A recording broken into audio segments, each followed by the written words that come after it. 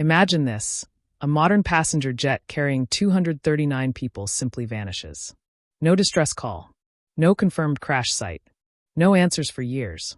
This is the story of Malaysia Airlines flight MH370, the biggest aviation mystery of our time.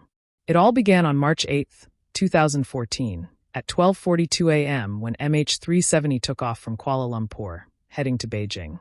On board were 227 passengers, 10 crew members, and 2 pilots. Captain Zahari Ahmad Shah, a 53-year-old veteran pilot, and First Officer Farrokh Hamid, 27, flying one of his final training flights before full certification. For the first 20 minutes, everything was normal. At 1:08 a.m., the plane crossed Malaysia's coast into the South China Sea. Zahari reported the plane was cruising smoothly at 35,000 feet. 11 minutes later, Kuala Lumpur Air Traffic Control told the pilots to contact Vietnam's controllers. Zahari replied, "Good night. MH370. These words became the last ever heard from MH370. Just 30 seconds later, the plane disappeared from civilian radar. Controllers first assumed the plane had simply moved out of their coverage area. But when Vietnamese controllers also failed to make contact, alarm bells rang. They tried repeatedly for 18 minutes, but got no response. It took 4 hours before Malaysia officially declared the plane missing and launched a search. The first search area was the South China Sea, the most obvious location. But after days of scanning the waters with 34 ships and 28 aircraft from 7 nations, not a single piece of wreckage was found. Then, on March 12th, investigators revealed shocking news. Military radar had tracked MH370 far longer than civilian radar. At 2:22 a.m., it was last seen near the Andaman and Nicobar Islands, hundreds of kilometers off course, heading west instead of north toward Beijing. The question became clear. Where was MH370 going, and why? Satellite data soon provided more clues. The plane's systems had automatically attempted to connect with a satellite 7 times during its flight. These handshakes didn't show the exact position, but helped estimate the distance from the satellite at each attempt.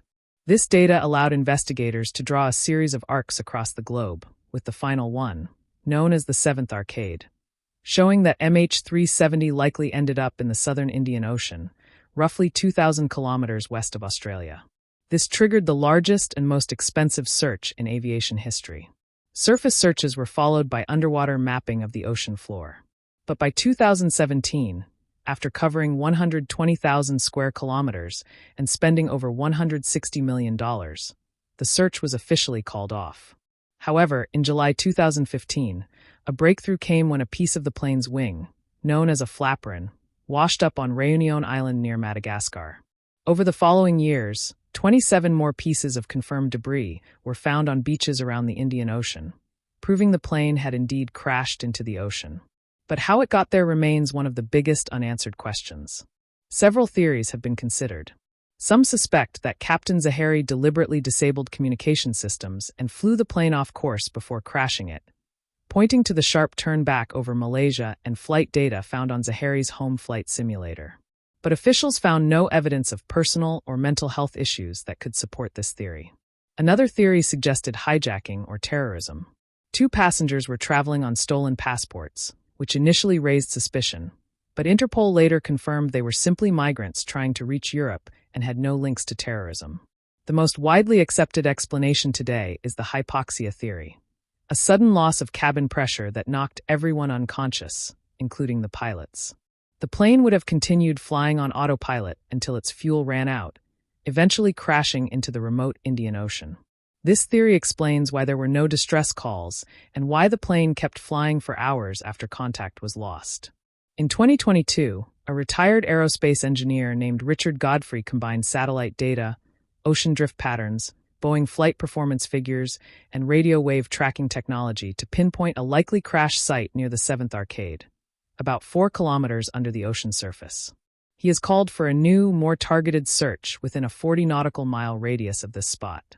If this search is approved, it could finally solve the mystery and bring closure to the families who have waited for answers for more than a decade. The disappearance of MH370 has remained one of the most haunting questions in aviation history. But with this new evidence, we may soon know what really happened on that fateful night.